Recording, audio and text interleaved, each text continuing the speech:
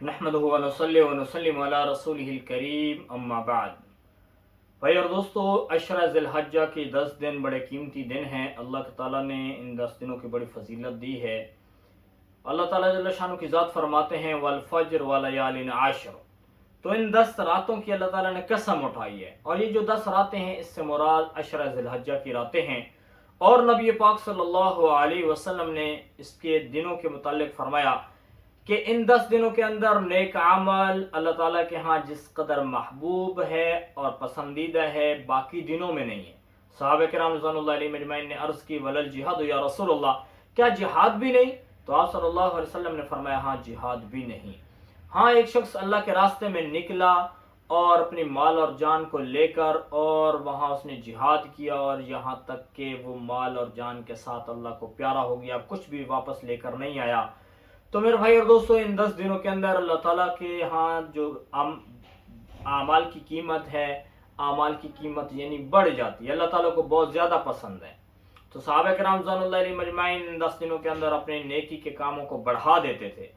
سعید ابن جبیر رضی اللہ عنہ کے بارے میں آتا ہے وہ اس قدر نیکی کے کام کرتے تھے کہ وہ تھک جاتے تھے، ایسے لگتا تھا کہ اب ان کے اندر ہمت ہی ختم ہو چکی ہے، طاقت بھی نہیں ہے۔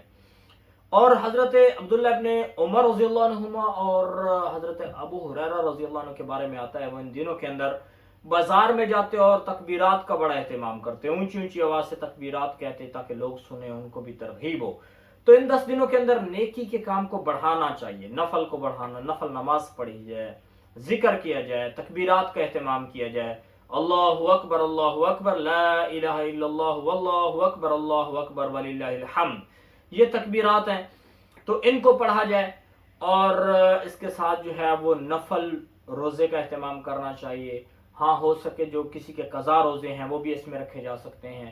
اور عرفہ کے دن کا جو روزہ ہے یعنی 9 ذی الحجہ کا، اس کے متعلق اللہ کے نبی صلی اللہ علیہ وسلم نے فرمایا کہ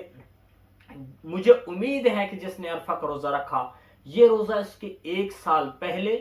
اور 1 سال بعد کے گناہوں کا کفارہ ہو جائے گا، یعنی اس کے جو صغیرہ گناہ ہیں وہ اللہ تعالیٰ ان کو معاف کر دیں گے۔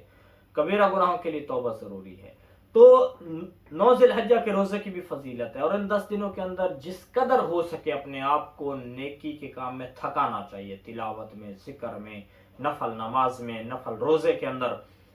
تو بہرحال پھر اس کے بعد جو ہے 10 ذی الحجہ کو تو خیر قربانی کا عمل شروع ہو جاتا ہے۔ اور ان 10 دنوں کے اندر ایک اور عمل جو بتایا گیا ہے یعنی اس سے متعلق ہے کہ جو بندہ قربانی کرنے والا ہے، جس کے ذمہ قربانی واجب ہے، تو نبی پاک صلی اللہ علیہ وسلم نے فرمایا کہ جس کے ذمہ قربانی واجب ہے اس کو چاہیے کہ وہ بال اور ناخن نہ کاٹے، یعنی ان 10 دنوں کے اندر جو ہے بال اور ناخن نہ کاٹنے کی بھی حدیث مبارکہ کے اندر ذکر موجود ہے۔ ہمیں پتہ چلتا ہے کہ آپ صلی اللہ علیہ وسلم اس کا اہتمام کرتے تھے، تو ہمیں بھی کوشش کرنی چاہیے۔ ایک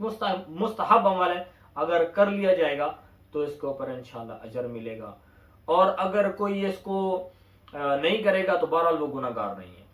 تو یہ 10 دن ہیں، ان 10 دنوں کے اندر جو نیک اعمال ہیں ان کو بڑھانا چاہیے، اور پھر 10ویں دن قربانی کا عمل ہے۔ اور جن لوگوں کے پاس طاقت ہے، ہمت ہے، وہ صاحب نصاب ہیں، ان کو چاہیے کہ وہ قربانی کا ضرور اہتمام کریں، کیونکہ قربانی نہ کرنے والے کے بارے میں اللہ کے نبی صلی اللہ علیہ وسلم نے فرمایا کہ جو استطاعت کے باوجود قربانی نہیں کرتا، جس نے قربانی نہیں کی، اس کے پاس پیسہ تھا، طاقت تھی، پھر قربانی نہیں کی ہے، تو وہ ہماری عیدگاہ کے قریب نہ آئے،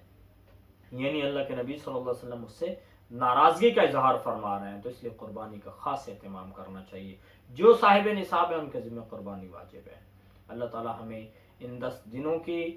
اندر عبادات کرنے کی، اور پھر خاص طور پر قربانی والا عظیم عمل اس کو سر انجام دینے کی توفیق